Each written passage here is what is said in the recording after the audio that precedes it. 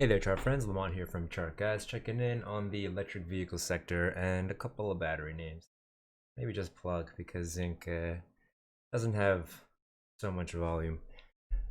Alrighty, so you might notice that I've got a bunch of the indicators turned off today. For those who may be wondering what those were in the past, I personally like to use a bunch of indicators together. The Tom DeMark sequential indicator with the pivots, and then of course some EMAs. The 8 and 21 is on here right now, the blue being the 8 and the white line being the 21. And then of course I have this RSI print. So I think in order to save some time, maybe I'll just do the macro stuff with all of those tools on at the beginning of the week, and then during the week as we just very little. That's not terribly true. I'll just do my best to not flip to the busy layouts too often, and keep it as simple as possible, as digestible as possible. So anyway, looking at Tesla, we are just going sideways, and now that Netflix has had bullish earnings, the market is very strong still, right? The bulls have nothing really to prove. It's on the bears right now to prove that they can step in with some meaningful selling. And so, this is very bullish still. Like, even though, yes, we are being mindful that we are grinding this. Let's see here. We're mindful that we're grinding this channel resistance, right? And this trend line, it's had two really significant affirmations, and technically we don't have our third. Now we backed up off of it. Let me hide this one. We backed up off of it here, but not by much. I still do think I would consider that a third affirmation, but my point is we're being mindful that although this is very healthy consolidation, that there is this trendline resistance here, and although they're not on right now, the expected move for the year is just a bit above here. I think it was like 980. So anyway, what we were looking out for yesterday was the potential of that channel, of an hourly channel, to be broken and then look for this back test. That's what this arrow is. We didn't really see as much follow through as I would like to have seen for that play. We'll look into that in a second, but for now, let's just identify the key support. Really, in my opinion, the last daily higher low is certainly 819.10, but I find this level to be much more significant, the 803.62 level. All right, so the daily higher low here at 819.10 is looking like it's set. But if this is a flag pattern, then breaks of support with no follow through are to be expected. So, we don't want to consider it's not really a line in the sand level, right? You have some levels that are line in the sand levels, like this level here, right? This highest close of 695. It's a line in the sand level. Why? Because price backed up quite a bit off of it, right? So it's more significant than these little higher lows that really have very little range, right? So not only do they have little range between them, but even this one that I would consider more meaningful, very far away from the last higher low. So the amount of support that these levels are to offer, really they're more valuable on the shorter term time frame. These daily supports, like if you were to get 5-minute oversold conditions into those daily supports, I'd be much more inclined to play that kind of a play, right? Okay. So let's see here. Let's bring back that channel, or that potential channel, I should say. I believe. Right, and we were marked that off based on the hourly time frame, and so you actually do get that play. It's obviously it didn't get quite as high as that, and we didn't really get like a back test of these previous highs. That's still kind of on the table, right? I mentioned that the resistance, like this channel structure, potential channel structure, we're not terribly confident. There's just not a lot of affirmations on it, so it's very possible that that price just breaks back down into it. And that's why, like, in these instances, I will just leave this channel up, and I put it on the bulls to prove to me that this channel has become negated, right? So if we start pulling away, then yes, maybe I'll draw a new channel that could potentially contain the structure for this leg up, right? But for now, we'll just leave it as such. If we break back down into the channel, then I'd be more inclined to adjust it and include that new information. All right, but right now we have just kind of grinded outside of it, still going sideways. I still like these plays down here. You know, whenever if we can get hourly oversold conditions, I still like it. You know, we're looking for the potential of bear breaks with minimal follow through as well. So, you know, that all fits rather well, and you can see that macro channels standard deviation band trend line, like this gold band here on that macro chart, is right here, right? And you can see that it's been reactive in the past many times. All right. So if we were to get down here into this little local channel, well, this potential local channel support, back test these levels here where price has stalled on the hourly, get hourly oversold into this standard deviation band. I like this area as a confluence zone for a potential long. So that's really more of like a I shouldn't say back burner because Dan, you know, uses that term differently. Well, it is though, because it would be the first hourly oversold conditions after after a tear. You know, I don't use extended hours, so the last time that the hourly got oversold was, you know, way back here. So by those rules, with the one caveat that we don't have extended hours on, theoretically this first bounce should be, you know, it has the context for a decent amount of bounce. This bounce has a decent amount of bounce. You know what I'm saying. This first hourly oversold bounce has the potential to be a good one. That's what I mean. All right. So what are we watching going into tomorrow? We're just being mindful of this hourly trend, but remember that whenever we're in a consolidation structure, the price action trend changes can be a lot trickier. Okay. So even in here, you can see how choppy this price action is as compared to here.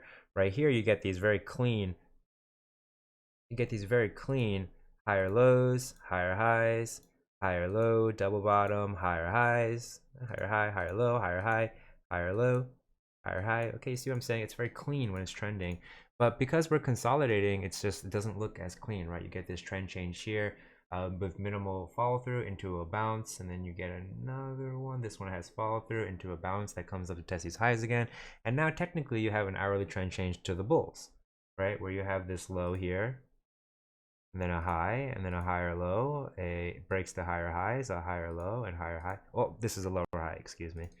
So that being the case, again, because it's consolidation structure, we're a bit more skeptical. So I really only like bottom fishing plays. So right now you can see we have this sideways range. So as a more of a short-term play, I don't hate it. Looking over here, if we can get 5-minute oversold conditions down to 825, I think that's a reasonable place for a trade. And actually, it would be oversold. The back test of the channel will get the 5-minute oversold again. Well, I feel like that would be a bit aggressive though. Yeah, I really only like bottom fishing this level here. If we can get 5-minute extended down there, that'd be great. Looks like the 15 would be extended down there as well. And I kind of feel like this would just be good for like a little bit of a bounce play, if anything. Nothing crazy.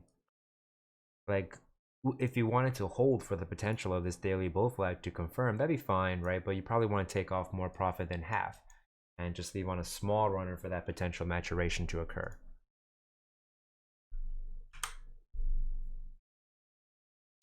All right, so NIO, what's going on here? Man, I really should have taken this short. So I'm starting, you know, at this point, I don't really feel like the price is going to come back into this channel, but at the same time, we don't really have a macro channel to look at. Besides this tiny little local one is really all we're working with. You know, technically, yeah, we made a little lower high here into lower lows, but it's not a very meaningful pivot. So, you know, I wouldn't fault you for interpreting this as still just looking for a higher low over 49.08. And you know, I can't help but notice that we're stalling right here, you know, right above the previous highest close, and so that's why that zone of interest was there. And it's just a bit.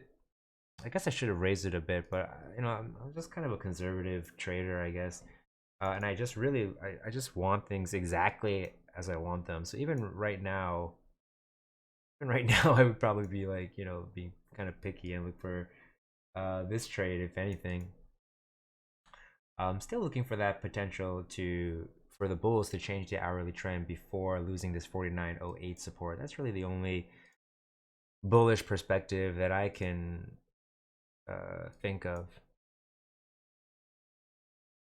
Something like that maybe is not terrible for NIO. Well, I mean, it's better than not terrible.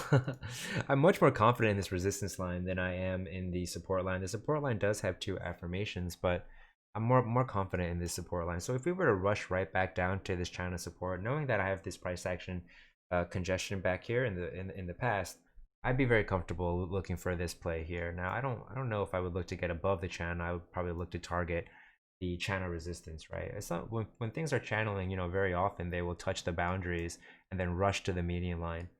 So I would look to take profit at the median line if you do take a play off of here. So you'd be looking for this play to take some profit and then look to the other side of the channel for maturation, and maybe you want to keep just a little bit in case really all we're getting is like a daily higher low here, and then maybe we can just go on and test the higher highs. We'll see.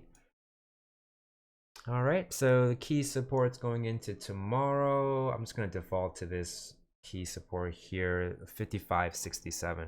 But technically, if the bears can show up tomorrow and defend this high of 60.09 and punch it down below 56.19, they'll change that hourly trend and continue to have bulls scouting for that daily higher low. All right, so workhorse, we are watching how price is kind of flattening in right off of this previous highest close. It's also like it's not perfect, but here you can take a look at the activity to the left here, right? So if we zoom into the hourly, you'll see that there are more reactions, but see there are a bunch of front runs there, front runs here. It's going to be mindful of not zooming too fast. Right, so here's that green line, right? You can see how the level has been reactive many times in recent history. Okay. All right, so I was looking for the potential of this wedge to see a bit more downside, right? So there was an attempt to break out of the wedge today, and I guess now technically you could draw it out and it's starting to look more like a channel than it is a wedge. But whatever the case may be, this is not impulsive, right? This is an impulsive move, and this looks much more corrective than it does impulsive. So if the bears can't show up soon and really start punching it down, then I have a bit of a bullish bias on WKHS, just thinking that this level will hold again. You see the bears are trying to get it through, but the bulls continue to step in and play defense. So it's very similar to that Tesla play, right? We can be looking for, the break, the wedge to break, and then try to grab a higher low off of it. So ideally, we'll see a nice big, a powerful break out of the wedge, and then pull back for a higher low, and we can position off that if we don't get this play down here. Okay. So right now we are looking for the potential of this daily higher low at 22.66 to be set, but the bulls need to show up and change the hourly trend. And really, they would have to hold this low here of 22.66 and break to higher highs over 24.49 in order to do so.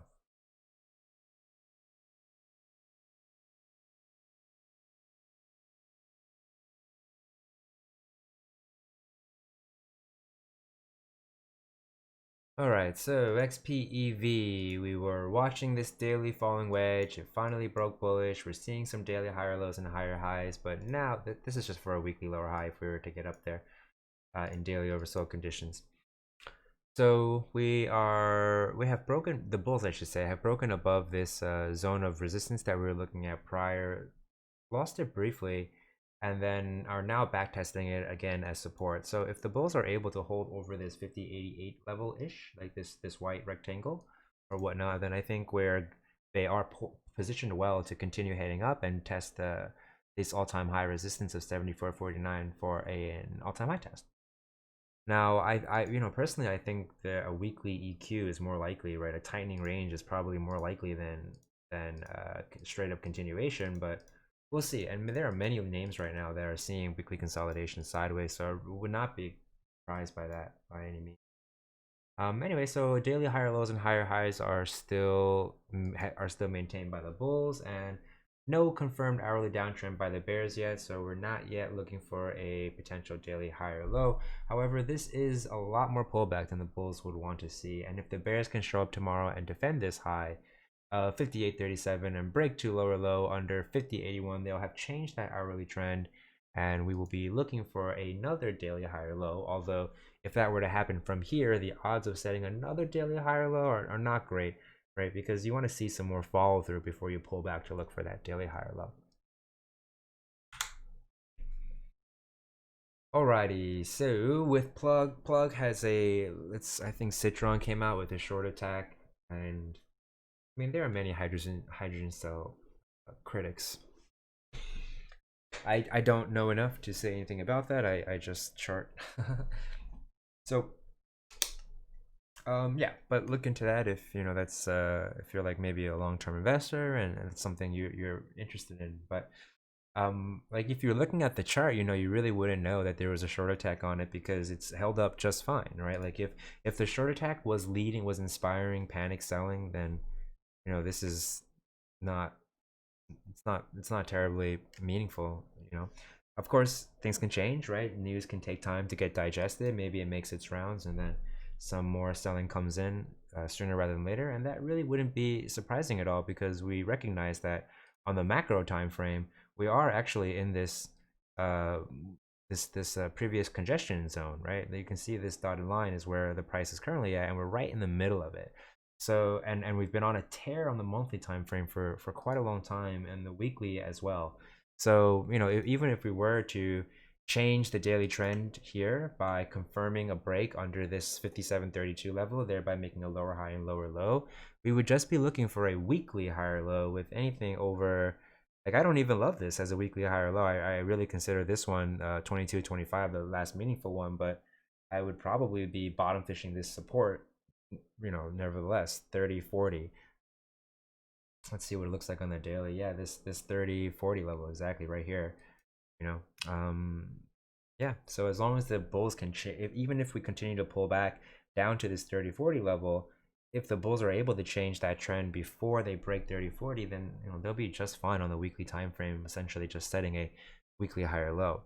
So what are we watching out for now? We're checking out the hourly time frame, and the hourly time frame we were looking for the potential of this channel to see some affirmation today on the 20th. We had this drawn up yesterday, obviously based off these two pivots, and then just this low here, and that's pretty good, right? For that's a very clean median line touch. You know, it does add a little bit of confidence to this structure, and if that's the case, then ideally we'll just see this kind of consolidation down here, and then maybe we can get hourly oversold conditions into set up this trade down here to look for that daily higher low, or I guess it would be potentially a weekly higher low, because if we were to get down there, then the daily trend would have changed. But what we're looking for in this kind of trade is a daily trend change with minimal follow through to support the potential that this is a weekly bull flag. Right? If we can get a daily trend change with minimal follow through, this has the potential to be a weekly bull flag. All right, but I mean, some more sustained weekly consolidation would be welcome by the bulls. So even if you were to draw like a trend line, look how steep it would be. It'd be incredibly steep, you know. So that like just to return to a trend line would be healthy in my opinion, right? Let's say we pull back right from there. That's a 50% haircut. Okay, so you know, let's not lose sight of where these names are coming from. All right, so we're just really looking out for the potential of that support test in hourly oversold conditions, looking for a daily pivot, potentially off of the 21 EMA. And I think that would be like a 382 retrace as well. Yeah, it'd be like a 382 and a 50% retrace as well from here. This is log scale. So, right?